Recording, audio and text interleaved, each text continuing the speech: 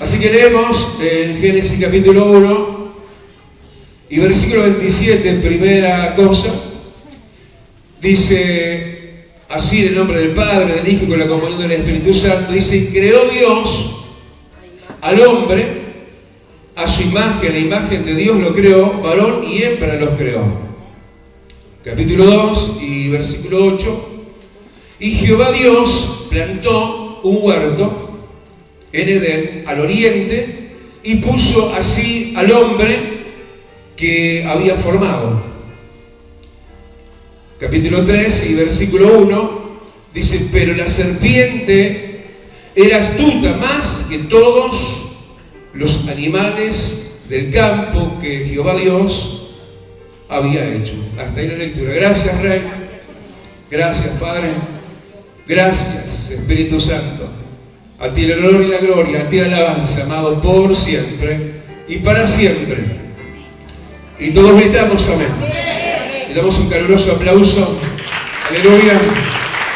Para el eterno, para el amoroso, para el amable Dios, que cuida con muchos cuidados nuestras vidas familiares también. Fuerte el aplauso para Él. Aleluya, su nombre. Un grito de júbilo. Aleluya. Tomen asiento, hermanos. Qué importante es para Dios y no deja de serlo, ¿no? Un tema entonces tan importante, y valga la redundancia, y lo remarcaríamos una y un millón de veces. Cuando dicen: para mi Dios es importante la familia. Es un remarcado de Dios, un sobresaltado en las Escrituras, todo la revelancia y la importancia que tiene la familia, la cual capaz que por momentos parezca para algunos, en la óptica de algunos, como algo desatendida, pero hoy como nunca mi atención, te dice el Señor, está sobre ti, sobre tu casa y sobre los tuyos. ¿Cuántos gritan amén? ¿Cuántos levantan su mano y dicen: gracias, Señor, por amarme? Y gracias por amar así a mi familia también. Yo no sé por lo que estás pasando, tanto que has movido el corazón de Dios, para que hoy su atención descienda de tal tenor y de tal manera que hoy el énfasis de Dios está como en aquel tiempo sobre la familia. Porque si miramos, y no quise hacer el orden que lo leímos, el pasaje, pero si miramos lo primero que queremos ver y que Dios nos quiere hacer ver en esto, en el capítulo 2, el versículo 8, ver justamente lo primerísimo, y aún antes que eso, es que primero, ¿no? Si vamos a hablar de familia, es porque Dios habla de familia, y para Dios es importante que habites en familia. Esto lo hablo para los que están en soledades. Y la soledad, ¿sabes? No es buena. Hay gente que está sola, hay gente que no ha logrado conformar una familia, hay gente que la tuvo y la perdió, hay gente que está solo en medio de su familia, pero el que dijo aquello lo sigue diciendo hoy, y es que no es buena la soledad. Así que Dios es un Dios que quiere hacerte habitar en familia, en paz y en armonía, y eso es lo que en muchos eso está faltando. Y por esa gran ausencia hay una necesidad tan importante en el ser humano, en la base misma del ser humano, tan esto es de base como el génesis mismo de la creación de Dios. Ahí en los principios del génesis de la creación se habla de la familia. Por eso cuando falla eso, parece que falla todo. Parece que todo se desmorona. Parece que la vida pierde sentido. Y mucha gente en mi pueblo dice: el Señor se desanima. Mucho pueblo está habitando de una manera ya insostenible e insoportable. Pero no te afrentes, no te sientas mal, porque viene el socorro de Dios. En esta mañana verás mis milagros sobre ti, te dice el Todopoderoso. Le damos un fuertísimo aplauso, aleluya, porque Él es el que hace habitar en familia. Aleluya, mi familia y yo te serviremos, decirle. Uy, yo se lo dije hace años a Dios, así como me ven lleno de años. Bueno, pero algún día fuimos jóvenes, ¿no? Algún día nuestros chicos eran chicos. Y aún antes que nacieran, ya se los dedicamos a Dios. ¿Por qué no levantás tu mano y decís, Señor, te dedico a mi familia? Ahora antes que la tengas, y si ya la tenés, bueno, volvésela a rededicar, volvésela a consagrar, porque viene un nuevo tiempo, viene un nuevo amanecer, una nueva etapa y una nueva oportunidad sobre la familia, porque el que fue sigue siendo Dios de familia. El Dios que, primera cosa, capítulo 12, en el versículo 8, dice que hizo habitar a esa primera familia en un huerto. Y huerto es un lugar cercado, es un lugar rodeado de muros.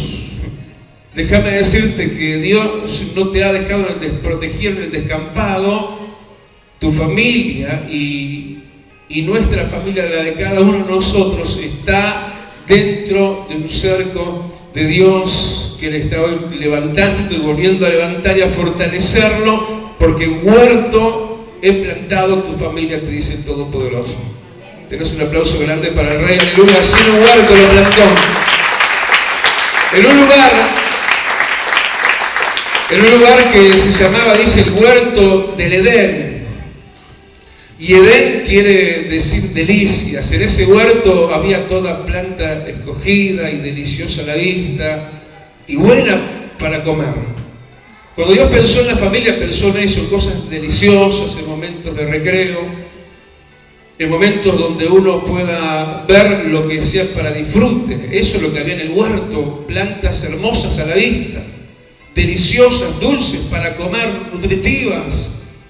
Claro que cuando esas cosas faltan, como ya dijimos, falta todo.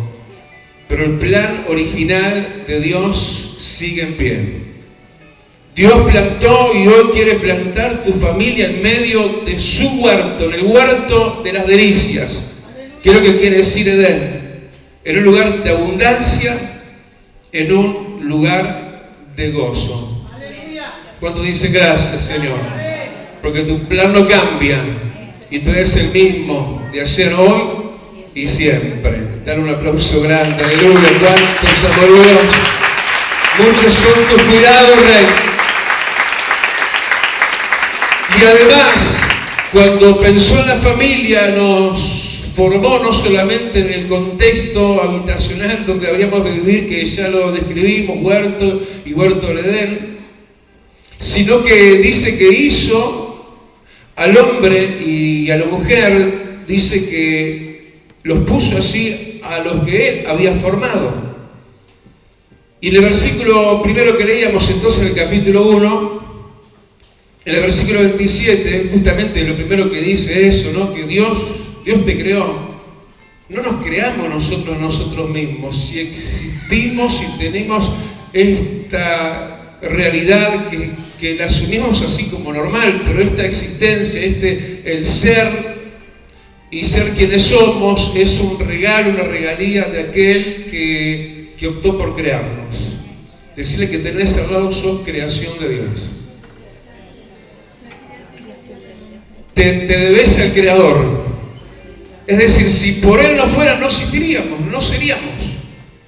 Pero Dios nos dio una capacidad de hoy ser, de raciocinio, una capacidad existencial, de razonar, de elegir y de vivir, y no nos damos cuenta que esto no es algo que simplemente automáticamente se nos dio y se ha dado. Tenemos que valorar la creación de Dios sobre nosotros. ¿Cuántos levantan su mano y dicen gracias, Señor, porque me creaste? Pero hablando todavía de familia, hermano, dice que pensando en eso, en ese núcleo inicial de comienzo y de expansión de toda la humanidad que sería la familia, dice que Dios nos creó, y nos creó, dice, a su imagen, a imagen de Dios nos creó. Eso está hablando de que nos hizo a su semejanza, nos hizo y somos parecidos a Él. Eso porque esto, hermano, tiene plasmado en esto una gran medida de su voluntad de tener con nosotros relación íntima, haciéndonos como Él, a su imagen y a su semejanza, con características en común con Él. Es decir, nos dio desde su esplendor, de sus características, de su capacidad.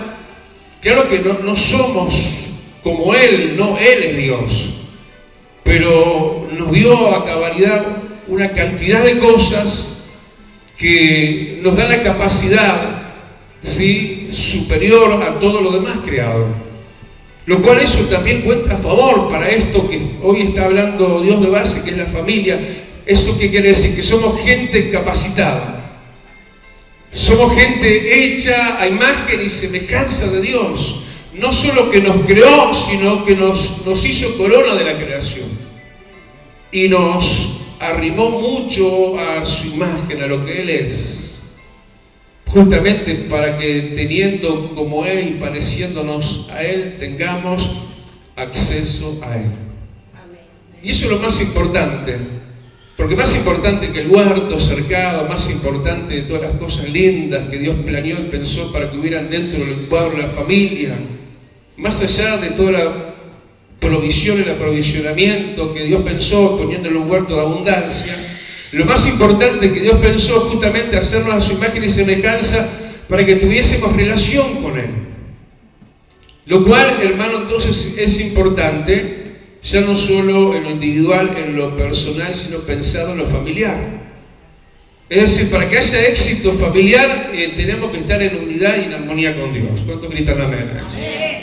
Pero desde el principio, decirlo conmigo, desde el principio, ¿qué pasó? Capítulo 3 y versículo 1, una advertencia, un anuncio, una alerta, ¿no? Dice, pero la serpiente era astuta, más que todos los animales.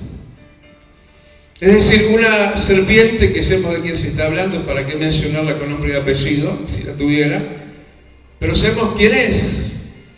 Y con astucia, Satanás habría, y desde el comienzo fue lo que hizo, y cuanto más en este tiempo lo sigue haciendo, habría de atacar con astucia a la familia. ¿Qué está pasando en este tiempo? El diablo está atacando capaz que a tu familia. Y los ataques del diablo, hermanos, fueron justamente para la primera y más importante cosa, no afectar diríamos, los nutrientes de la riqueza y la abundancia del huerto, sino para lo más importante, atacó al meollo y a la base más importante de todo este asunto de la familia, que era la relación con Dios. Y con toda astucia lo que buscó, y de hecho en ese comienzo logró, fue separar a la familia, aquella primera familia de Dios. ¿Por qué viene lo ruin? ¿Por qué viene la destrucción? ¿Y cuándo viene? Cuando hay separación con Dios. ¿Y de dónde viene? De la fuente ya hablamos, ya dijimos que con toda astucia así lo hizo. ¿Y cómo fue que lo instrumentó? Bueno, brevemente la reseña, ¿no? Ahí en el capítulo 3 entonces, dice que le habló a la mujer y le dijo, ¿con que Dios os ha dicho no comáis de todo árbol?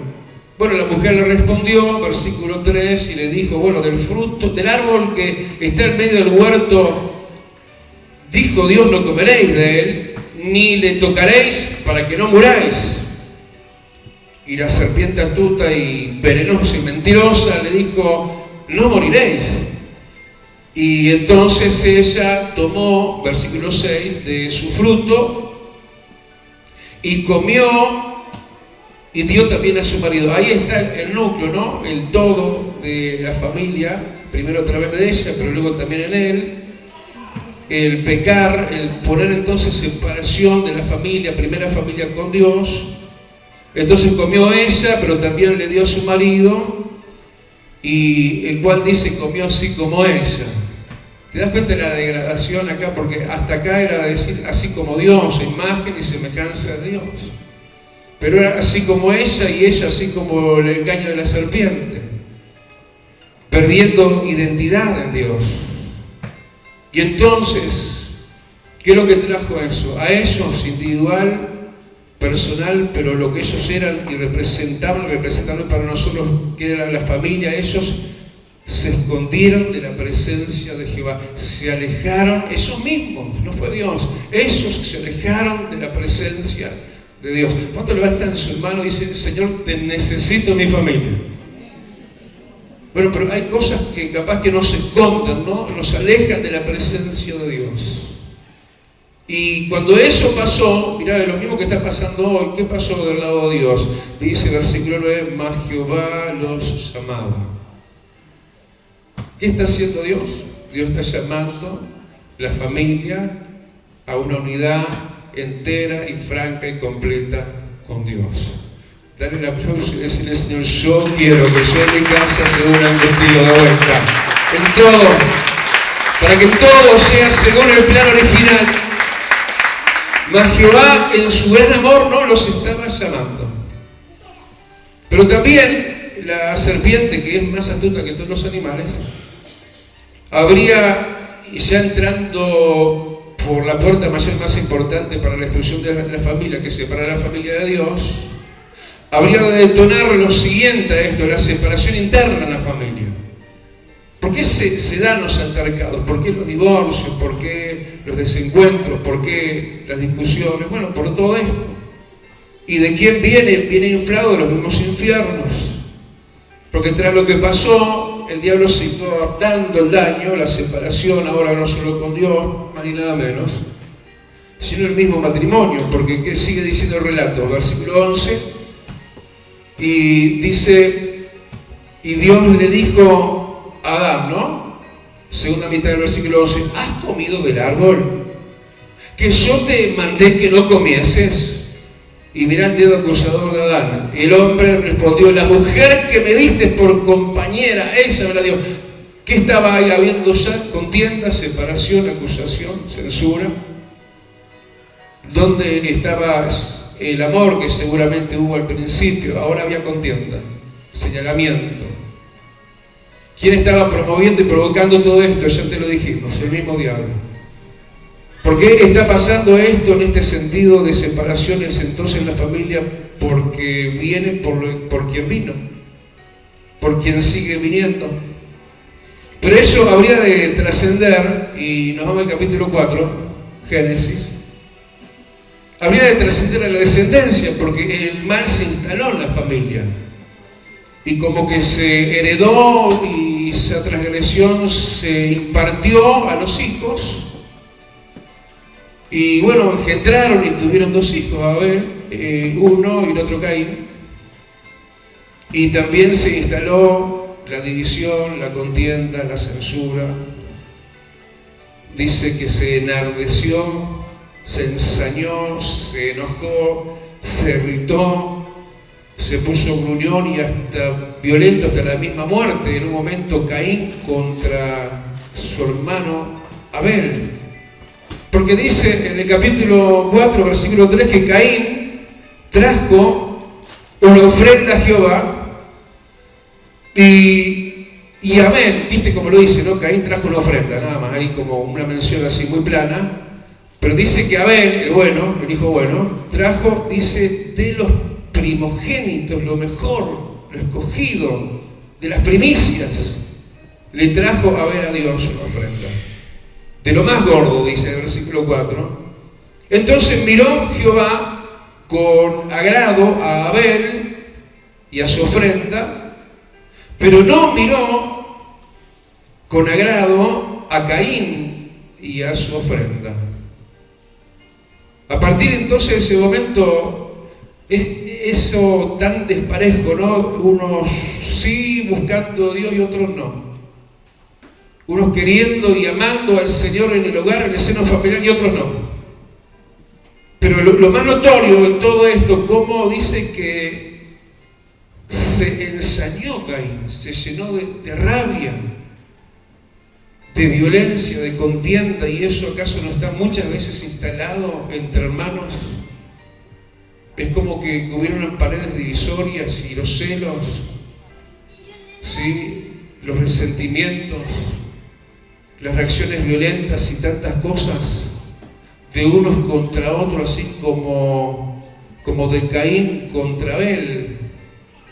pero también dice que decayó su semblante, hermano, porque sabes que el iracundo también luego se deprime, es una realidad psicológica. El violento, así como se enardece y se levanta alto en esos decibeles, luego termina en pozos depresivos. Cuidado con esto. Y esto sabemos de quién viene. Y todo esto nos está dejando ver un poco cómo fue en los originales, en el comienzo, en los inicios de las cosas. Si lo miramos en lo que fue el matrimonio, cómo, diríamos, el diablo logró toda su partida, ¿no? Intentándolo y lográndolo primero con Eva, pero luego también con Adán. Cómo también lo logró con los hermanos, uno contra el otro. Y eso es lo que hoy te dice el Señor: quiero cortar en tu casa y en tu familia, y voy a traer paz, voy a traer unidad, voy a traer bendición, voy a traer salvación a todos. ¿Cuánto lo quieren? ¿Cuánto lo creen? Por dar el aplauso a Dios que restaura todas las cosas como al principio, porque Jesús apareció para deshacer las obras del diablo. A su nombre. Ellos hicieron así, pero nosotros no tenemos que hacer como ellos. Decir que tenerlo, tenemos que ser mejor que Adán y Eva. ¿Amén? Por eso nos vamos al segundo libro de Samuel, en el capítulo 6. Yo no sé cuántos están pidiendo entre semanas, levanten la mano. Los que no se lo están perdiendo, Acá los domingos ya dejaron de ser solamente los domingos. Los martes son domingos, los jueves son domingos. Tenemos reuniones intensas, extensas, profundas, gloriosas, impresionantes. Mover de Dios nos está regalando. Ya lo dijimos el domingo pasado, creo que los domingos se están poniendo celosos de los martes y los jueves. Porque te cuento que el jueves se estuvo tratando algo de todo esto, pero se amplía hoy acá dentro de la misma línea, del mismo espíritu, sin saber lo que habría de venir, el tema de la familia. Hoy domingo se trató muy de paso esto de segundo de Samuel, en este caso lo miramos en Crónica, en realidad el jueves, cuando David servía a Dios con todas sus fuerzas. ¿Cuánto dicen, yo también lo hago, pastor? ¿Te estás gastando y desgastando para Dios? ¿Verdad que no le damos a Dios las obras? ¿Le damos a Dios lo mejor como Abel y no como Caín? Dale otro aplauso y decirle: Señor, yo quiero ser de los hijos buenos, de los que tú te agradas, porque te damos lo mejor, Dios. No como Caín, sino como Abel. Y así era de los hijos buenos, ¿no? Podríamos decir, era David. Así que el segundo libro de Samuel, capítulo 6 y versículo 14, donde te cuento y dice que David hacía lo que le tocaba hacer para Dios, lo hacía con toda su fuerza. ¿Cuántos gritan conmigo para Dios lo mejor? Lo que tenía que hacer David ahí era danzar, nada más. Danzar con toda la fuerza. ¿La danza de Dios? Es de Dios. La alegría, si de parte de Dios, sí. Dios quiere una iglesia alegre. Dios quiere una iglesia que dance. ¿Y por qué él danzaba en ese momento? Y es para todos nosotros eso, porque estaba llevando la presencia de Dios, estaba llevando lo que representaba la presencia de Dios, que es el arca. Y entonces, como te digo, lo hacía con toda la fuerza, no lo hacía para ser visto, dice, lo hacía delante de Dios, lo hacía en santidad, bien vestido en ropas espirituales, lo más importante, más allá de la apariencia, porque bueno, él vestía con todo el simbolismo que eso significa, vestía lino, y con él toda la casa de Israel, con él toda la congregación, toda vida abundante, todo, y ahí todos nosotros haciendo nuestra parte. Pero él tenía, como muchos lastimosos y lamentablemente, tienen un hogar dividido en este aspecto. Hay hogares que están unidos en otros aspectos, pero yo creo que si en este aspecto, el aspecto espiritual, no hay unidad, lo demás se va a resentir tarde o temprano. Porque hasta acá con Micael el matrimonio capaz que iba bien. Pero esta disyuntiva y este desencuentro, esta dicotomía espiritual, hoy se vive en el hogar también. Hoy hay matrimonios particionados. Un David por un lado y una Mical, hija de Saúl, como vuelve a aclarar en el versículo 16, como en Crónicas hoy jueves también. Uno hijo de Dios y la otra hija, o el otro hijo de su parentela, de su descendencia recibió. Y esa partición que hace las cosas tan partidas y tan difíciles. Hay gente que viene no con familias y matrimonios partidos, no, hay gente que viene a la iglesia con el corazón partido. Porque el esposo esto, o la esposa que eso. Porque los hijos, porque los padres, y hay esa dicotomía que es tan difícil convivir con esto. Si no, preguntan a David. Porque dice que él estaba en toda esa fiesta, pero con él no estaba su esposa. ¿Qué quiere Dios de los matrimonios que anden juntos? ¿Qué dijo en un momento Adán a Dios? La mujer, la compañera que me diste. Ella, bueno, la inculpó, pero la tomó bien en cuanto al adjetivo. Dios quiere que los matrimonios estén juntos. Otros gritan amén. Pero ahí no estaba Mical, ahí no estaba la esposa, en el medio de la gran celebración, en medio de la gran fiesta, gran culto para Dios, estaba toda la congregación, pero Mical parece que se quedó no sé dónde, o en la casa. Y Mical, hija de Saúl, miraba de lejos. Entonces muchos miran de lejos lo que haces para Dios, en tu propia casa. Dice que miraba desde la ventana y vio a David, su esposo, que, bueno, como ya dijimos en el caso de él, lo que tenía para hacer para Dios era danzar, alegrarse, saltar. Lo hacía delante de Jehová, pero hubo menosprecio en su corazón para con su marido. Y entonces uno vive momentos de gloria, ¿no?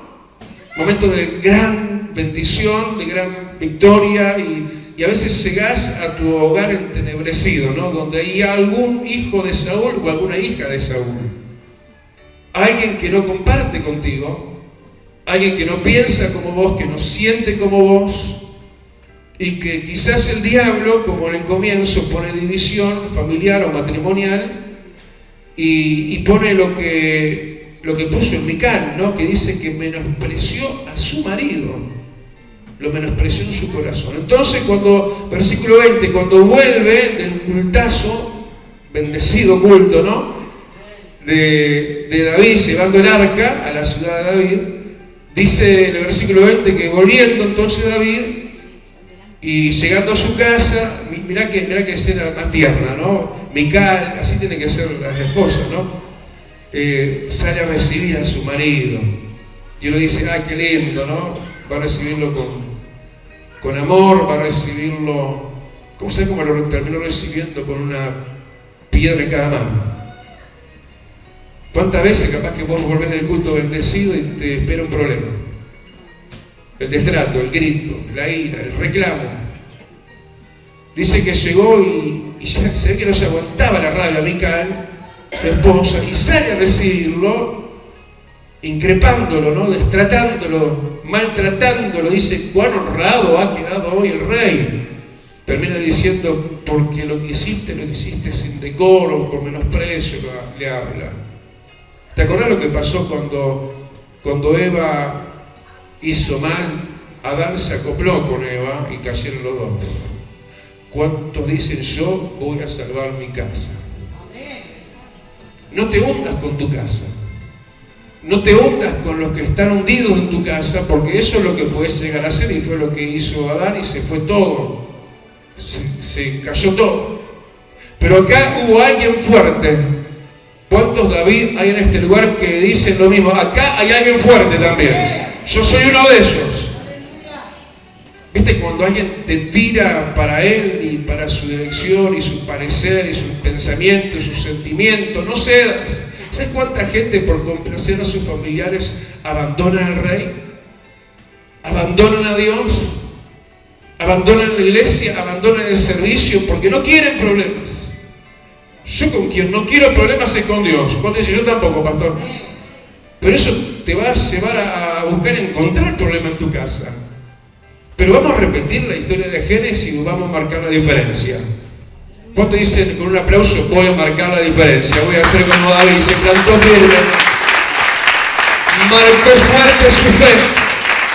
Aleluya, aunque Mical decía que no, David siguió diciendo que sí. Levanta tu mano y decirle, Señor, yo te sigo diciendo que sí. ¿Está bien hablar de estas cosas? Claro que está bien, hermano. Porque a veces cuando se habla de familia, es todo ternura y todo amor, pero la realidad te lleva a eso, muchas veces te lleva a un cuarto hostil de situaciones con las cuales no sabes cómo plantarte y cómo manejarlas. Pero yo estoy de parte de Dios, hermano, para traer la palabra, para enseñarte a ser fiel. Porque haciendo estas cosas que hizo David, hermano, no estás ni vas a estar destruyendo tu familia. Al contrario, la vas a estar salvando. Porque cuando al Salvador agradás, aunque por el momento eso te traiga problemas, aleluya, luego verás mi salvación, dice el Señor, porque vuélvete a mí y yo me vuelvo a ti y a los tuyos, te dice, dale el aplauso, aleluya, porque cuando llega David y se encuentra con todo esto, no afloja como Dan, él le responde y le dice, versículo 22, le dice, fue delante de Jehová lo que hice, yo sirvo a Dios y lo hago con amor y interés e integridad. Fue delante de Jehová quien me eligió, y no sigo leyendo lo que dice porque suena duro, ¿no? Por tanto, y sigue confirmando su fe, ¿no? Versículo 21 al final. Por tanto, seguiré haciendo lo que estoy haciendo porque es delante de Jehová. En el caso de él era danzar. ¿Y sabes qué, Mical? Versículo 22. Aún me haré todavía más vil delante de tus ojos. Pero seré honrado por Dios. Seré honrado por las criadas de quienes tú has hablado. Pero la honra de Dios viene para aquellos que son firmes y fieles. Y esos son los que terminan salvando su familia, hermano. No lo que hizo Adán. Cuando dice, no voy a repetir el error de Adán. Grita, voy a ser como David.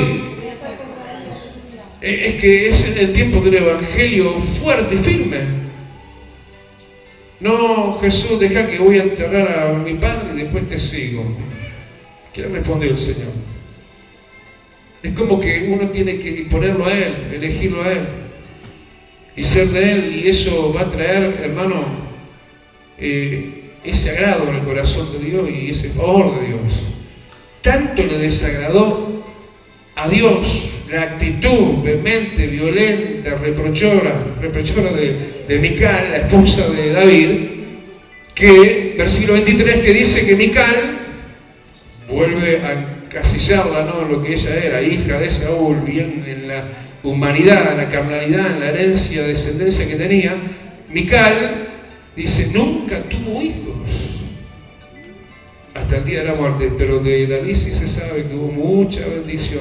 ¿Cuántos en un aplauso dicen, Señor, seguiré siéndote fiel? Aleluya, aleluya, aleluya. Y de esa manera agradaré tu corazón y romperé la regla del Génesis para que hagas la diferencia en mi casa, a su nombre.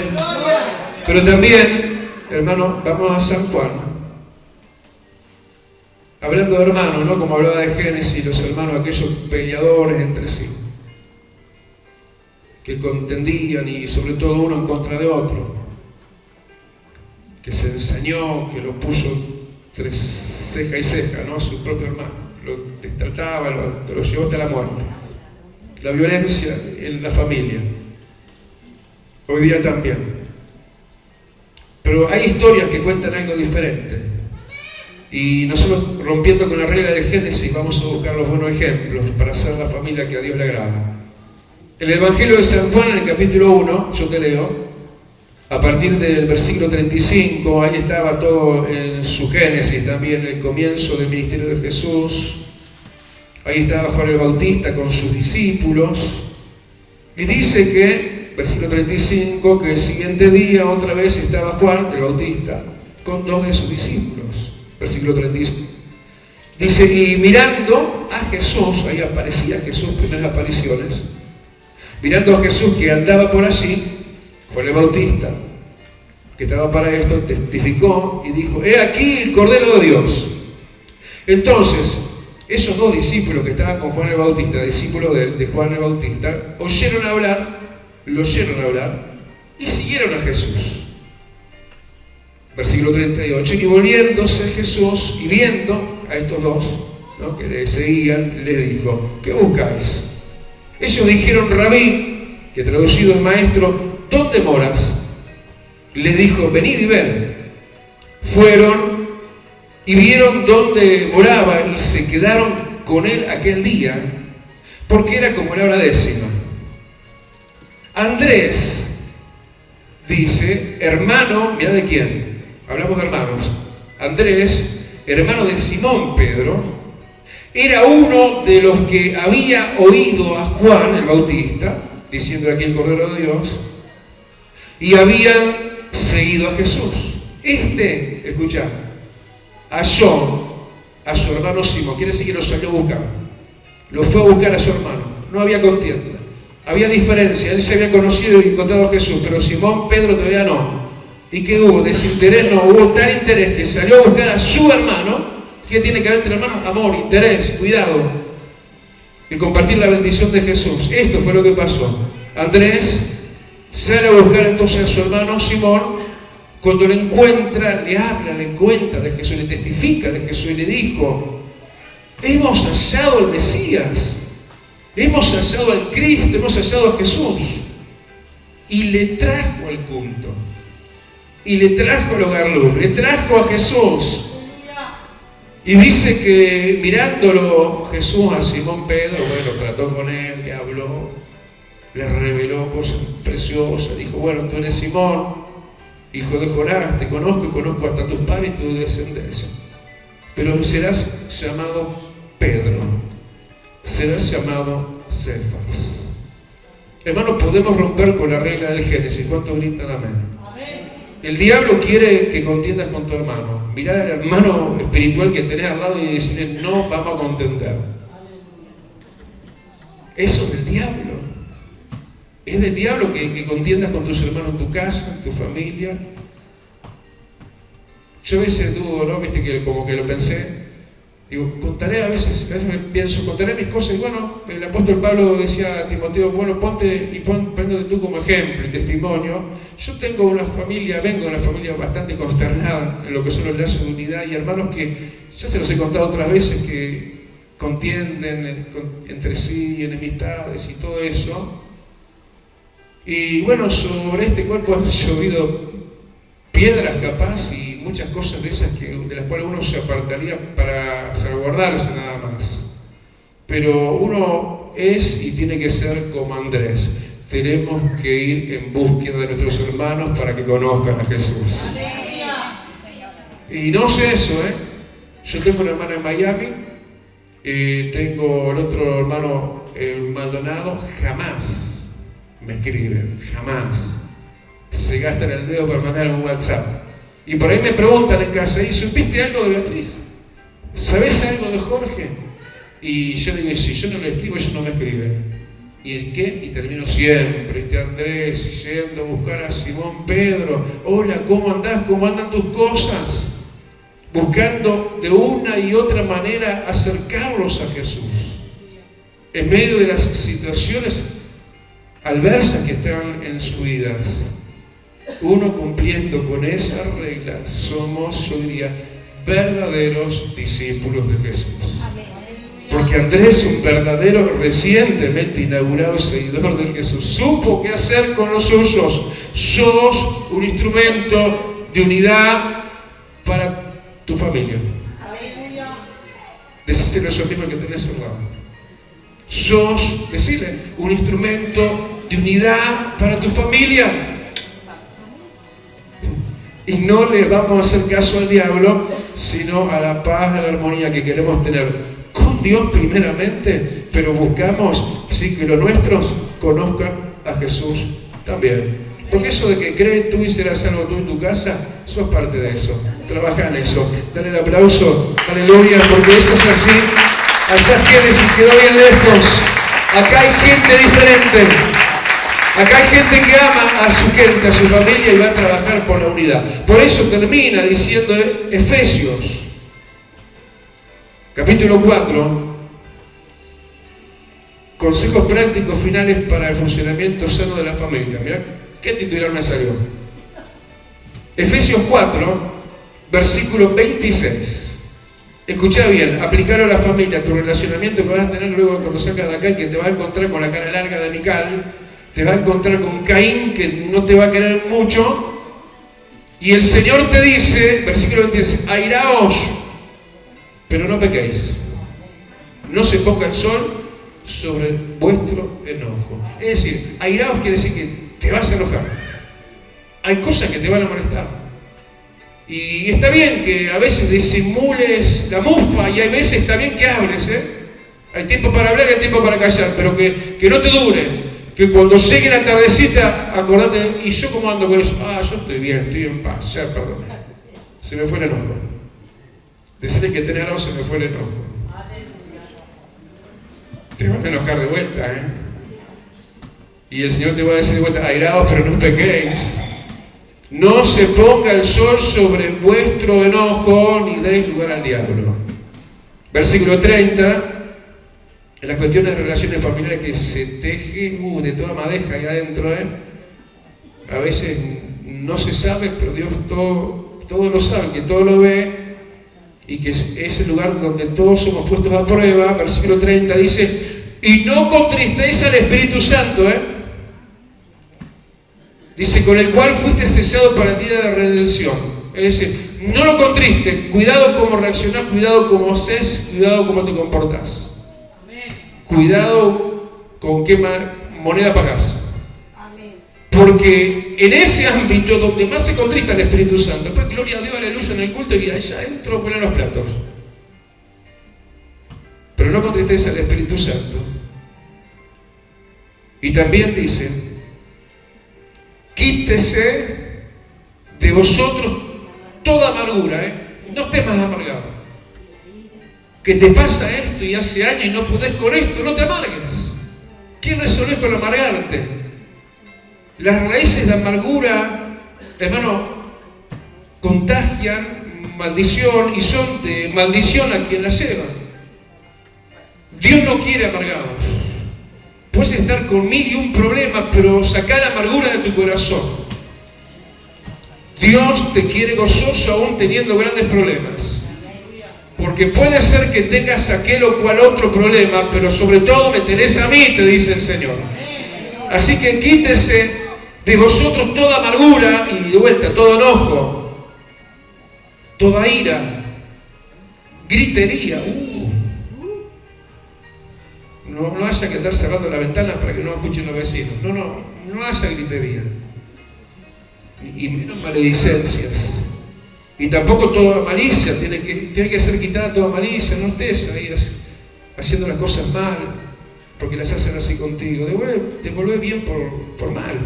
Antes justamente dice ser benignos en la casa, ¿no? Primeramente, unos con otros benignos, misericordiosos, perdonándoos unos a otros como Dios también os perdonó en Cristo. ¿Y cómo termina esto? ¿Cómo empezó? Dios nos hizo imagen y semejanza de Él. Bueno, y así, ¿qué vamos a hacer? Pues, capítulo 5, versículo 1, imitadores de Dios.